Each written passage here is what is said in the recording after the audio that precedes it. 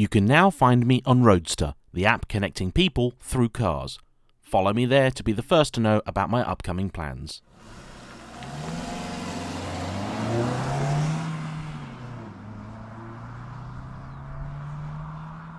Hello everybody, today I'm driving an example of what was once called the ultimate hot hatch. That's right, it's the Proton Satria Neo.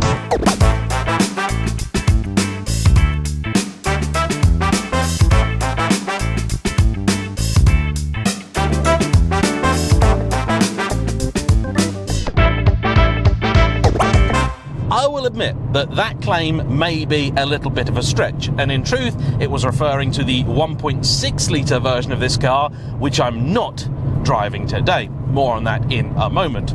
The person who said it was one of the bosses of Proton, and therefore did have a horse in this race. Because let's be honest here, if you're a person in the position as this car's owner, Thomas, and you've got yourself what you thought was a dependable, reliable car, like his Mini Cooper diesel, and then you found that it's broken in a rather expensive and inconvenient way, what would you do? He was gifted a sum of money, around £1,500, from a kind family member who said, here, take this as a gift, use it to get something that'll get you from A to B until your Mini is sorted, and then you can work out what you're doing. Any ordinary, sensible young person would probably go and buy something like a Ford Fiesta, a Nissan Micra, so on and so forth. And let's be totally honest here, if you're in the UK and you're looking for a car of any description, Proton is almost certainly not going to be at the top of your list. And Thomas is very straight about why it was that he wound up with this car.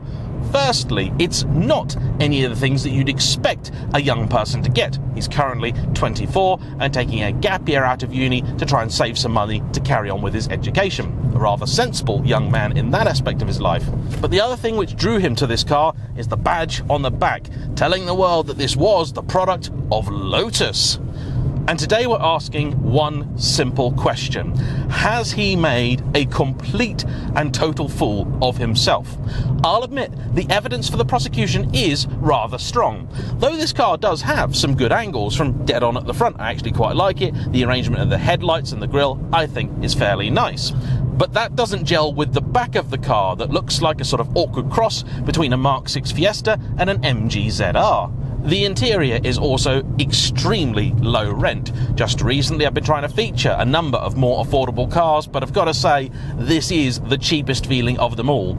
Even the Fiat Panda 100 HP feels just a step above this. The steering wheel is made out of, I don't know what, but it's fallen apart. All of the buttons in here feel fairly cheap and nasty, with special mention going to the window switches perched very awkwardly where you can't see them at the back of the handbrake. Itself a strange looking item that appears a little bit like a sort of rifle stock or something. Not quite as weird as the little jet fighter throttle handbrake that you find in the old Renault Megane. Incidentally, that was the first car that Thomas owned, also donated to him by a family member. The good news is that if you are of the meat-free persuasion, I'm not very sure any cows gave their lives in the construction of this vehicle. That is not the noise leather makes. The gauges down here are basic, but they do give you all the information that you need. There is a rev counter, which a few years ago isn't the sort of thing you'd have seen in an entry-level car, and you've also got air conditioning too. If you wanted to make a rather bold claim, you could say that this material here is very similar to the technical fabric in a Ferrari 430 Scuderia. And it is, to be fair.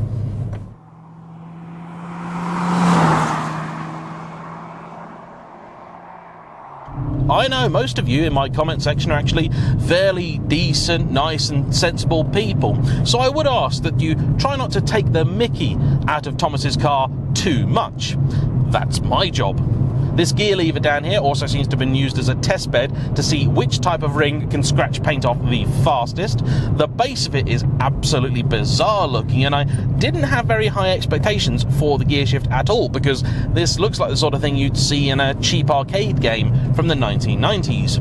room is also severely compromised, and indeed, if you read any review of these cars when they were new, the first thing they'd point out is the fact that there is next to no space in here. I've got less than an inch of spare headroom in here, and to get that, I had to put the seat in a very Italian driving position, rendering the headrest totally useless. Now that is seriously cool. Now that is a proper Lotus. The problem with this car is that much was made of the connection between Malaysia and Hethel, to the extent that some people said this was a Hethel designed and developed car, and I'm sure they had some involvement.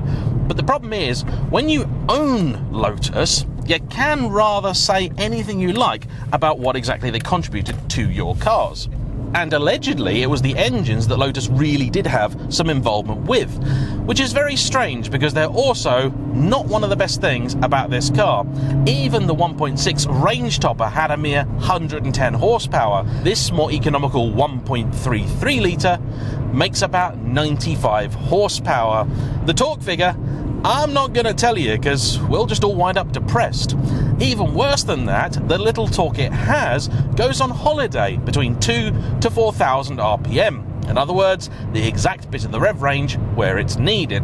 This means that if you want to make any sort of decent progress, you have to stretch the engine out to its red line, just over 6,000 RPM.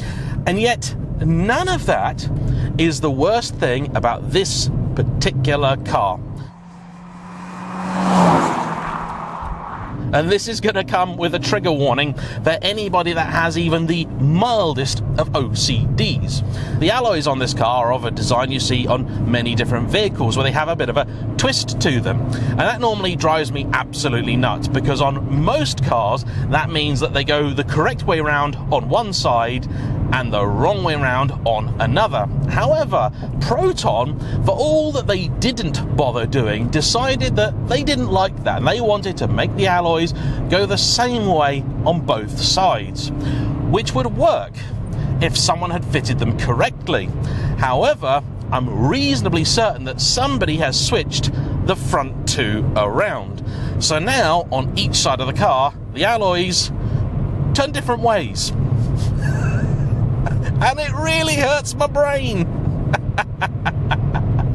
So then, is this a car totally and completely without any redeeming features? Happily, no.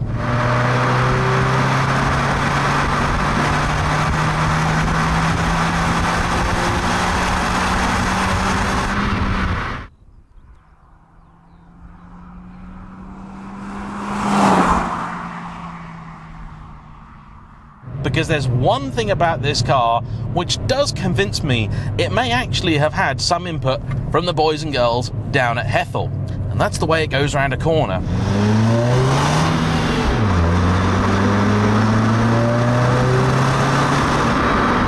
You see, this isn't even the sporty model. This is pretty much the base version of the basic car. And in normal circumstances, this car is set up far too stiffly.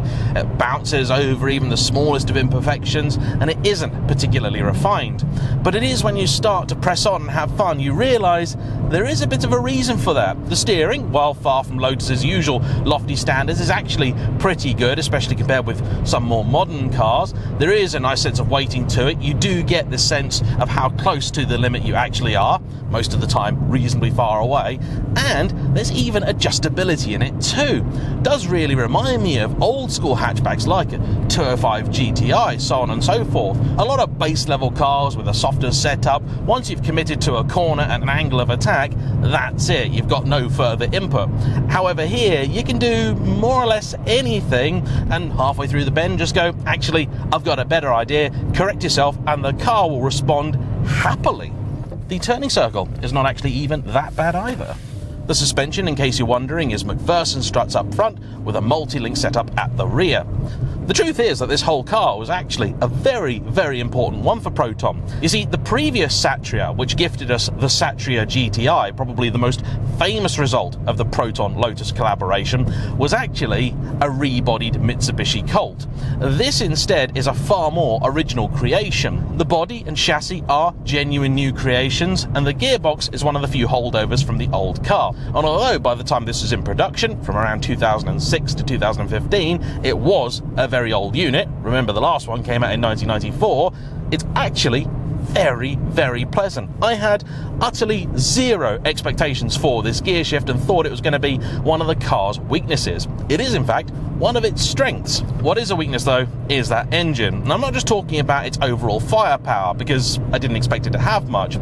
What is awkward is the combination of the pedal spacing, and there are yards between all the pedals, and the engine's odd tendency to rev hang. So if you did try to heel and toe or change gear at any sort of spirited fashion, it doesn't really want to cooperate. You've probably heard it a few times in this review where it sounds like I've completely cocked up my pedal work, but I promise you I haven't. Listen, go to change and my foot was off the throttle by the time I depressed the clutch, and still there was a big flare of revs. Downshifting is not so bad, but the engine is just not as responsive as you'd hope it would be.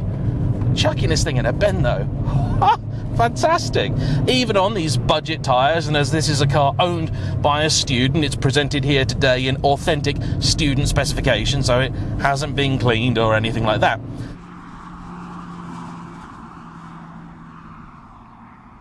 The bad news, I'm afraid, does also continue. There are some other old school touches in here, like the fact you have to get in the boot by lifting a lever down here. The petrol filler flap also appears to have been hand painted, but I don't think that is a factory finish. And fuel economy has been poor, with the car not even getting close to 40 mpg. And for something with power in the double digits, that's shameful. Parts are also difficult to get. There are very few Proton dealers left in the country, with the brand having vacated it entirely about 5 years ago. And the truth is that even in the few years before that, they didn't shift very many cars at all. I distinctly remember that 1 year in Britain, someone tell me if I'm wrong, it's the internet, I don't even need to say that, do I? But anyway, someone tell me if I'm wrong, 1 year Proton sold 4 cars here. And that same year, I went to visit Lotus, and in the car park, you'll find, yep, you guessed it, 4 Protons.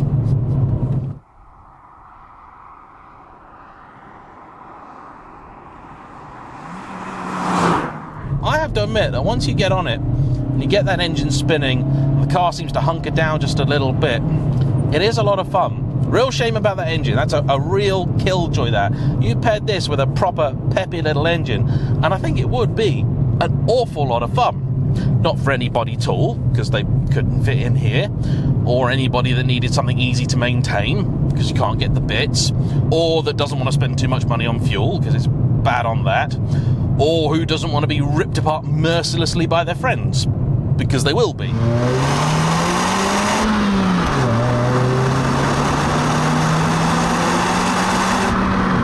And you wouldn't even want one of these if you had children. I'm not referring to the car's crash safety, about which I know next to nothing. In fact, the whole model I know little to nothing, so if anybody's got anything useful, please do pop it to the comment section down below. No, I'm referring to the small little button down here with a white dot on it, that as far as Thomas is aware, all it exists to do is to help you pair your keys with the car.